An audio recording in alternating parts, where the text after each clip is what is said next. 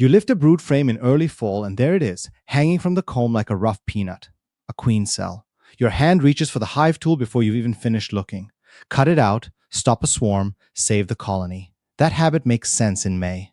In September, it can leave a hive without any queen at all. I've seen good beekeepers make this mistake because the reaction is almost automatic. Queen cell means trouble. The trouble, though, may already be the old queen.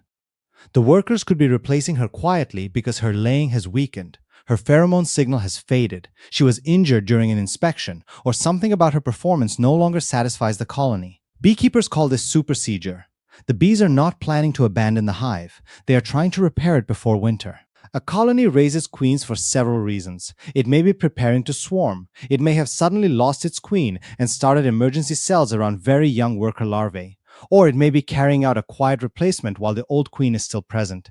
These situations can leave cells that look similar enough to fool anyone who is moving too quickly. Their position gives clues, but never a verdict.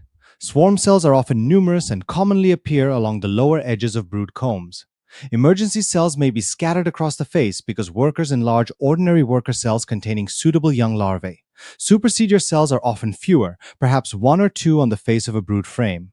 Experienced beekeepers know the awkward part. Colonies don't read manuals. A swarm cell can sit higher. A supersedure attempt can produce several cells. One cell at the bottom bar doesn't prove swarming, especially after the main flow has ended and the colony is shrinking for winter. So leave the hive tool in your pocket for a moment. First, decide whether you are looking at a real queen cell. Empty queen cups can remain in colonies for weeks and sometimes appear when nothing is happening. Turn the frame toward the light. A charged cup contains an egg or a larva floating in royal jelly. A growing cell has been extended downward. A capped cell means the process is well advanced, although the cap alone can't tell you whether the developing queen is healthy or even alive. Then count every cell and note where each one sits. Don't trust your memory. Write it down on the lid or in your apiary notebook. I once heard a beekeeper mutter, "There was only one," and then find 3 more on the next frame, hidden under a curtain of bees. That soft tearing sound when propolis gives way can hurry you along, especially when wasps are circling the open box. Slow down anyway. Now look for eggs. Not just capped brood and not just larvae. Eggs tell you that a queen was laying within roughly the last few days. Use the sun over your shoulder rather than staring straight down into dark comb. If you find neat single eggs centered at the bottom of cells, the colony had a laying queen very recently. That doesn't prove she is still there, and it doesn't prove she is good, but it narrows the story. Next, study the brood pattern. A healthy pattern usually has broad, fairly solid areas of worker brood with only scattered empty cells. A badly patchy pattern can point toward a failing queen, brood disease, heavy varroa pressure, or workers removing unhealthy brood. Look at the cappings. Are they mostly flat worker cappings, or are rounded drone cappings appearing in worker-sized cells? Is the brood of different ages arranged in a sensible pattern, or does the frame look as though someone threw pepper across it? Don't blame the queen for every hole. Hygienic workers open cells containing damaged pupae. Varroa mites and the viruses they spread can produce ugly brood patterns even when the queen is fertile. A queen cell beside poor brood is a reason to diagnose the whole colony, including a proper mite sample. Tearing down the cell won't repair virus-damaged winter bees, and replacing the queen won't rescue a colony whose mite load is still climbing. Try to find the queen, but don't turn the search into a half-hour demolition. In fall, long inspections, chill brood, spill the smell of honey into the apiary, and invite robbers when nectar is scarce. If you find the old marked queen, watch her for a minute. Is she moving normally? Does she have a damaged leg or a clipped-looking abdomen? Are workers attending her? More important, does the comb around her show recent eggs?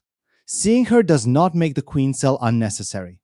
During supersedure, an old queen and her daughter may overlap for a time. The old queen can still be walking on the comb while the colony has already decided her season is ending. This is one reason the reflex to cut cells is so dangerous. The beekeeper sees a queen, assumes the colony is queen-right, destroys the replacement, and closes the hive feeling useful. A week later, the old queen may be gone. Timing is the hard part in fall. A queen develops from egg to adult in about 16 days. After emerging, she still needs time to mature, make mating flights, mate with several drones, and begin laying. Spring gives colonies longer days, warm afternoons, abundant drones, and room to recover from delays. Autumn takes those advantages away one by one. Drones are being expelled from many hives before winter, and wet or cold weather can shut the mating window. Leaving every fall queen cell untouched would be just as careless. You still need a plan better than cutting it. Ask what the colony can realistically accomplish in your local season. Early fall in a warm region is different from late October in a northern apiary. Check nearby colonies for mature drones, not just a few drone cells that may never produce flying males. Look at the forecast and the strength of the hive. A populous colony with food, healthy nurse bees, and a nearly mature cell has options. A small colony with little brood, high mites, and no drones in the yard may be attempting a replacement it cannot finish. When the season is still open and the colony is strong, leaving a good supersedure cell may be the least disruptive choice. Mark the frame, record the date, close the hive, and give the bees time. Don't reopen every 2 days to see whether anything has happened. A virgin queen is quick, slim, and easy to miss. Repeated inspections can damage the cell, roll the virgin between frames, or keep her from leaving and returning during suitable mating weather.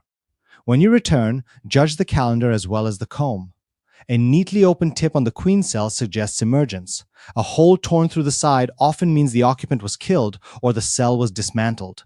Don't expect eggs immediately. Give the young queen time, then look for a new, consistent worker brood pattern. Finding the queen is satisfying, but eggs and later worker brood are the evidence that matters. If it is too late for reliable mating, a purchased mated queen may be safer, provided one is available and you know how to introduce her. Fall queens can be hard to obtain, which is why organized beekeepers keep reserved nucleus colonies. A small queen-right nucleus is practical insurance kept alive in a separate box. You can use its proven queen or combine the weak colony with it after confirming that the problem hive has no viable queen. Combining may be the best answer for a weak colony, though people resist it because it feels like losing a hive. 2 weak colonies rarely become 2 strong winter colonies by optimism alone. One well-populated box with a sound queen, adequate stores, and controlled mites has a better chance than 2 fading clusters. Before combining, make certain you are not trapping 2 queens together by accident, and don't unite colonies showing signs of contagious brood disease. There is one more trap. Some beekeepers destroy the queen cells, then order a queen, assuming the replacement will arrive in a day or 2. Shipping slips. Weather changes. The supplier cancels. Meanwhile, the old queen disappears, and the colony may no longer have eggs or larvae young enough to start again. The beekeeper has removed the bee's only backup before the human backup was actually in hand. I don't cut a fall queen cell until I can explain why it is there, what queen is present, what the brood says, how many drones remain, and what I will do next. Sometimes the correct decision is to remove it. More often than people admit, the correct decision is to stop touching things and let the colony finish a repair already underway. The cell itself is only evidence. Read the rest of the hive before you erase it.